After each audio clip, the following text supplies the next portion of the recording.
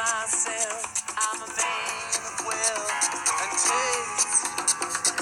I've been around for a long, long year, stole many a man's. I was in Worcester, Mass. I was living on the streets. It was cold. I had no place to live at that time that was safe, and that was new.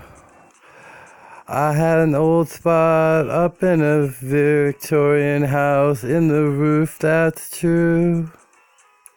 It was a futon under a work blank. You could walk right under and not notice it too.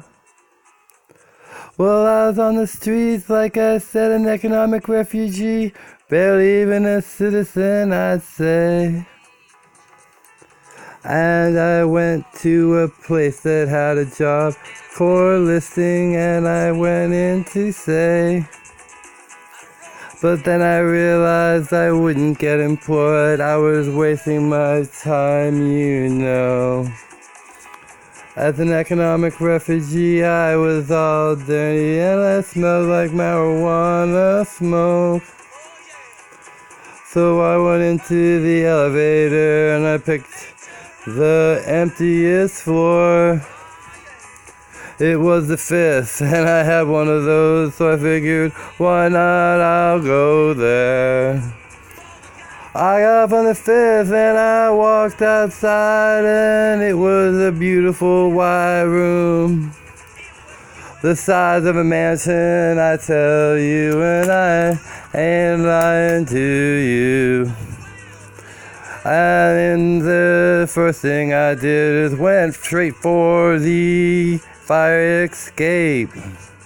I realized this place was just too big for me, but I'd have to do so, I must wait to leave, you see, so I removed the foam padding between the two doors, oh yeah. And then I put it where the management wouldn't complain, underneath the underhead compartment, well yeah it was. So I left the building quite rapidly, quietly, without making a scene, but looking disappointed. Then I mentioned I unlocked the two doors and left them unlocked. Well, yeah, I did, and I found the bathroom keys in a drawer. Now, I had no intent of robbing this place, you must understand. I just needed a place to live. So I went off to the dollar store, where what I got was an inflatable pool. And then I got some munchies, a lot of snacks. I found a microwave in the dumpster too. And some rope and a piece of tubing too. That night I went back to that spot where that building, well, the back of it was. And I climbed up the fire escape by throwing a rope over the stairs as well. I went to the fifth floor and I went up there and then I went in and it was grand. It was beautiful, the size of a mansion. Now if you can believe that plan. If you can't believe the truth, then I'm wasting my time, but I might as well waste it with you.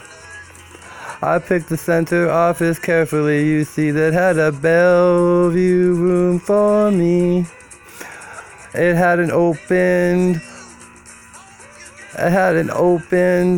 area in the bay windows where I put that pool. And I took an office divider and I put it in front so no one would see it, I'm not a fool. And then I took an office divider and I put it up in the ceiling too. And it was a drop ceiling, you see, so it was rather easy, but still rather hard. You probably had to be me. And that's where I slept, you see, when I needed to. It worked out pretty grand. That microwave I put underneath the cabinet, can you understand? If the security guard walked in and saw a working microwave or a broken one, he'd be quite alarmed. So it had to go underneath, and there was a separate plug for me. I temporarily put it in it farm.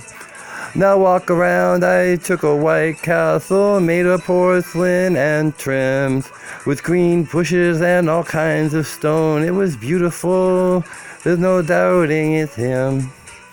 I put it in the fire hose box where nobody quite could see. And then I called up some girls of mine and I said, hey, how are you, geez? With you, you wanna kick it with me? You can bring your boys if you choose. They're like, we don't need to bring our men now. We're okay, we'll come hang with you. So I met them down the street at the Tedeschi's where I like to meet chicks. And then I brought them up there and the stairs were already down. I was slick.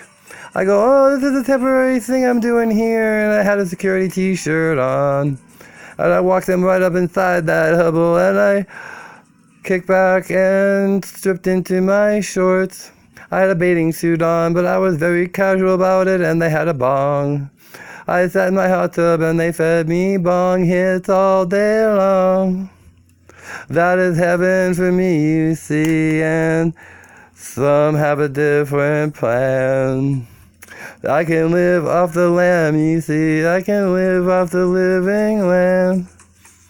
And then that night well, not that night, but a few after that, you see, I went out in my security outfit to the homeless people, well, the outdoor refugees, like me.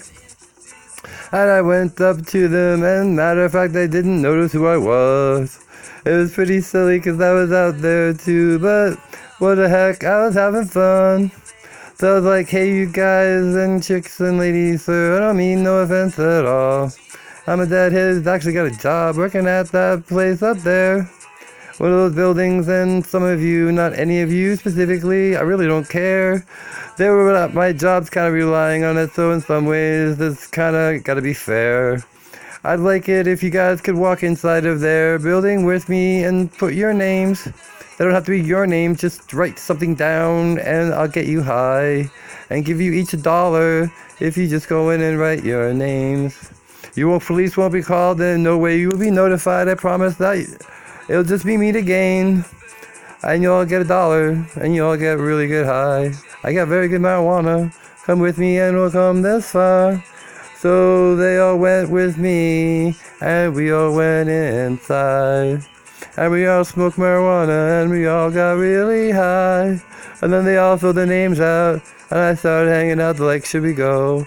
I go, I guess you could, or you could hang it out. I'm kind of lonely anyways, so hey. And they're like, no, we're going to leave. Can we leave? Are we allowed to leave? Are we allowed to go now? Oh my God. And I'm like, yeah, you can leave. And I walked them outside to the expiring statement, and they will go out there and walk down. So they walked down, they walked out, and I let them all go, and they were all blown away. And it was all just a goof. I had just a fun time anyway. Another time in that building, I gotta be really true. I found out the person outside that I thought was me, but it was maybe you. And then what I did was I brought them inside, you see, and explained that this place was a party house for them to set up on the weekends by management unofficially. And they had to make it out and not get in trouble to do it. And I have to leave right now. But I advise you stay as long as you can, because we'll know how long you stay, and that's how long the parties last, man.